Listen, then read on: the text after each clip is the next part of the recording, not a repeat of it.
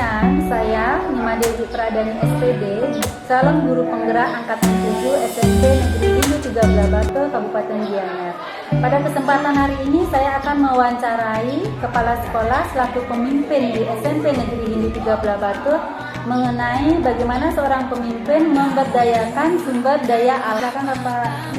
Terima kasih bersama saya Kepala SMP Negeri Hindu 13 Batu, nama Wayan Ratna SPDMT, yang ditugaskan di sekolah ini semenjak sekolah ini berdiri, yaitu 2018. Baiklah Pak Nur, terima kasih tadi sudah menjelaskan mengenai data diri dari Pak Nur.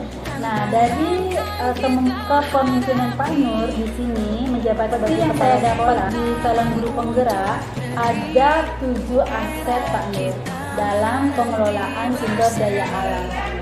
Ya, sebagai seorang pemimpin di dalam pengelolaan sumber daya Pak Nur. Ya. Jadi sumber daya alam yang ada di SMP Negeri Hindu 13 Batu jika kita gunakan dengan senang saya ingin memastikan kembali 7 aset yang ada di SMP Negeri Hindu 13 Batu seperti apa sesuai dengan pengalamannya Pak.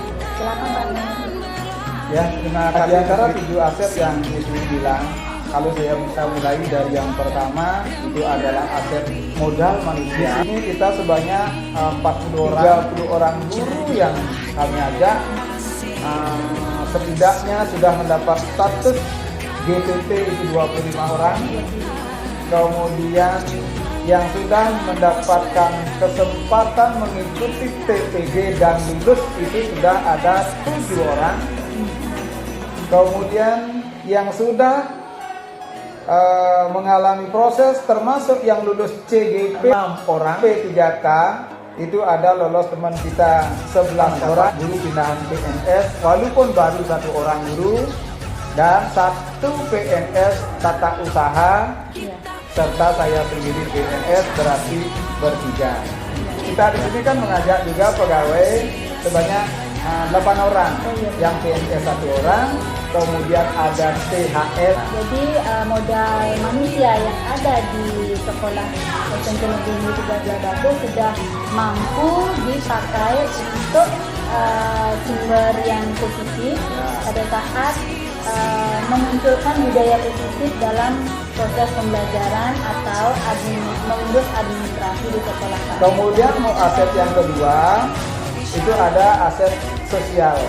Ya. Menurut Pak Nur, bagaimana pengelolaan dari aset sosial yang ada di SMP Negeri Hindu 13 Batu? Hubungan sosial kemasyarakatan tetap harus kita perhatikan dan kita berdayakan untuk membesarkan sekolah. Saling berkolaborasi. Ya, saling berkolaborasi. Langkah pertama kita melakukan pendekatan ke lingkungan terdekat, yaitu penguasa wilayah. Kalau dibagi kan istilahnya ada juru bendesa. Kemudian di kedinasannya ada Bapak Kades beserta jajarannya. Dengan juru bendesa sebagai contoh realnya adalah proses perubahan dari SD ke SMP ini berjalan dengan lancar. Kemudian ada dengan sanggar paripurna yang berada di dekat sekolah, ada juga yayasan Buwana Sari.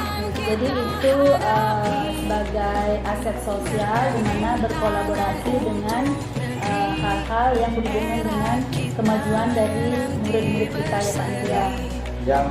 Ya, baiklah Pak Nur. Bagaimana menurut Pak Nur mengenai aset politik Pak? Nah, berkaitan aset politik ini tidak lepas dari kebijakan pemerintah. Salah satu di antara kebijakan yang patut kita dukung, kita laksanakan, kita sukseskan ada PPDB. Bagaimanapun sistem yang diterapkan oleh daerah, kita harus wajib mensukseskan, yaitu kalau seperti sekarang adalah sistem zonasi. Kemudian di samping kebijakan-kebijakan lain berkaitan pendanaan ataupun aturan-aturan lainnya. Nah, di sisi yang lain, sekolah juga dengan lembaga-lembaga kedinasan tentu juga membangun jalinan yang harmonis.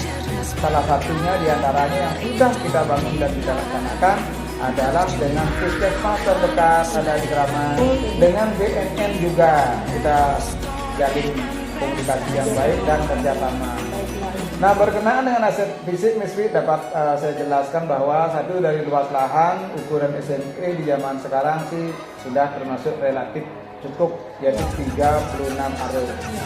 Nah, dari sisi bangunan seperti kita saksikan bersama bahwa baru Desember 2022 ini kita mendapatkan bantuan ruang kelas baru, itu totalnya itu 9 ruang kelas belajar dengan fasilitas yang sangat mewah dan lengkap yang memberikan kenyamanan belajar bagi siswa kita. Berhubung dengan faktor fisik, sarana dan prasarana sudah sangat lengkap sekali diberikan oleh pemerintah. Selanjutnya yaitu aset lingkungan dan alam, Pak Nur.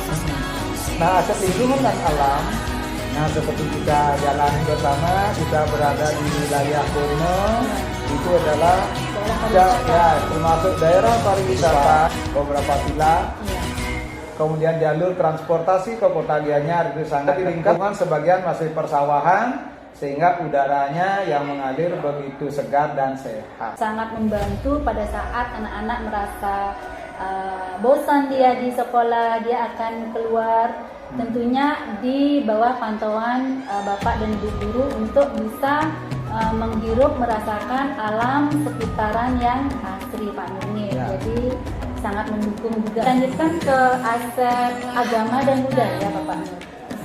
Nah, berkenaan agama dan budaya, memang sih sekolah kita kalau dari sisi nama itu kan SMP Negeri Hindu 13 Batu. Ya, walaupun terfokuskan namanya Hindu ya Pak ya, tapi tidak menutup kemungkinan anak-anak yang memiliki agama yang berbeda tetap bisa diterima. Diberikan pemahaman tentang pluralisme, diberikan wejangan, penyuluhan, termasuk diajak kunjungan ke semua tempat ibadah dari masing-masing agama. Ya, sangat mendukung sekali. Kita beberapa kali kan sudah mengundang tokoh-tokoh agama berkaitan berapa pentingnya kita memahami pluralisme kebangsaan kita yang Bagi berada. Pak Nur, ini aset yang terakhir Pak Nur, aset finansial. Bagaimana Pak Nur menyikapi dari aset ini sehingga menjadi hal-hal yang baik di sekolah yang Pak Nur tuju? Berkaitan finansial, sumber pembiayaan pertama dan yang utama itu adalah berasal dari BOS reguler dari pusat. Kita sudah mendapatkan dana dalam jumlah yang sesuai dengan jumlah siswa. Di samping memang dana dari BOS pusat, sekolah kita juga dibantu oleh Pemda melalui dana APBD. Kemudian peran serta orang tua dan masyarakat juga melalui bantuan sukarela di saat kita perlukan juga kita tetap disupport dan didukung. Dan di samping itu sejak 1 tahun terakhir ini kita juga sudah mengembangkan kantin sekolah yang dikelola oleh anak-anak OSIS bersama pembinanya utamanya di Teknik. Ini pemaparan 7 aset tentunya semaksimal sudah Pak Nur lakukan. Semoga nanti ke depannya SMP yang Pak Nur pimpin menjadi berkembang. Sangat berterima kasih sekali sudah dipaparkan mengenai 7 aset yang ada di sekolah SMP Negeri 13.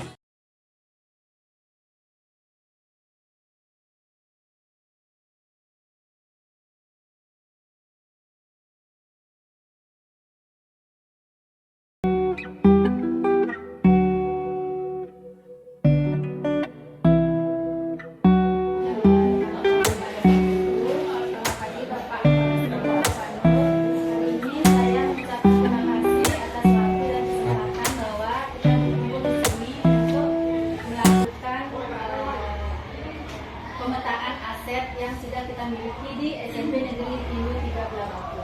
Ya.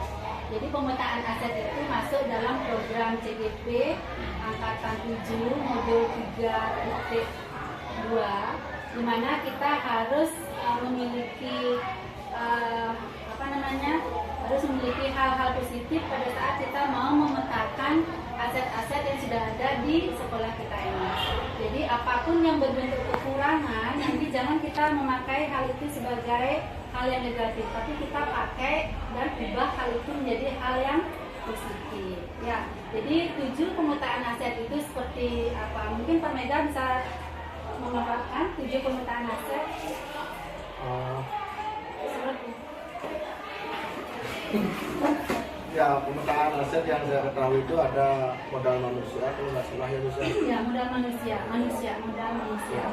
Yang kedua, Ada modal apa namanya itu? fisik, Fisik, ada sosial, ya. Sosial. Apalagi Bu Laksmi?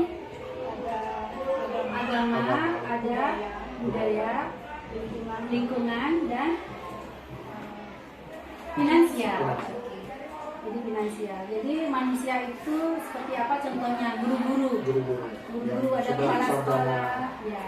Jadi manusia itu kita ambil guru-guru, ada kepala sekolah, ada teman-teman, ada kesiswaan, ada yang sudah sarjana, ada yang sudah sertifikasi. Itu manusia. Setelah itu modal fisiknya seperti apa? Gedung, ruang kelas. Ya. Jadi fisik itu seperti gedung yang ada di sekolah ini yang sudah dibangun oleh pemerintah. Jadi yang suasananya nyaman dan tenangnya untuk sekolah, untuk belajar siswa yang ada di SMP Negeri Hulu 3 Blebatu. Jadi visi finansial seperti apa? Apa Pak Mega? Ada dana bos, ada koperasi, ada komite ya. Jadi komite itu tidak berupa sumbangan, tapi berupa iuran. Setelah itu ada agama dan budaya. Seperti apa? Kita setiap hari melakukan persembahyangan pada saat upacara keagamaan, purnama, kajian qiyam, hilang, hari-hari. Oh ya, itu masuk di agama dan budaya. Finansial sudah. Setelah itu apalagi Pak Gede, Pak Mega? Ada modal lingkungan. Oh, modal lingkungan. Ya, kebetulan sekolah kita berada di persawahan, itu bisa kita manfaatkan sebagai aset. Ya, misalnya kayak saya guru bahasa Indonesia bisa mengajak para siswa langsung ke mengamati lingkungan sekitar, misalnya dalam pembuatan puisi seperti itu. Ya, benar. Atau mata pelajaran yang lainnya bisa memanfaatkan modal lingkungan itu. Jadi modal lingkungan kita pakai untuk sebagai sumber belajar juga bisa ya. Jadi kita mengarahkan anak-anak kita keluar sekolah ini dan melakukan hal-hal yang positif. Kerjasama dengan yayasan atau sanggar paripurna kan bisa juga ya. LPD juga. Ya. Apalagi Bu Laksmi ya? Oh iya, kerjasama dengan bimbel ya. Berapa aset yang sudah kita bahas hari ini? Oh, 3. sudah disebutkan. Finansial, manusia. Benar ya, lagi Fisik, satu. lingkungan. Fisik, lingkungan budaya. Lagi satu. Sosial ya. Kalau aset yang sosial seperti apa Bu Laksmi? Bekerja sama mungkin sesama MGMP. Ya, MGMP ya. Bekerjasama dengan MGMP, bekerjasama dengan beberapa instansi yang dari luar yang melakukan kolaborasi dengan sekolah kita. Nah, Bapak dan Ibu guru itulah 7 aset yang harus kita kembangkan. Jadi 7 aset itu nanti memiliki kekurangan-kekurangan. Jadi kekurangan itu jangan kita pakai sebagai hal-hal negatif, tapi kita ubah menjadi hal-hal yang positif. Nah, semoga kita ke depannya bisa berkolaborasi. Jadi ada yang bertanya dari penjelasan saya tadi? Sudah cukup ya? Oke, semoga kedepannya Bapak Ibu juga bisa memetakan aset-aset yang ada di lingkungan Bapak Ibu semua. Terima kasih.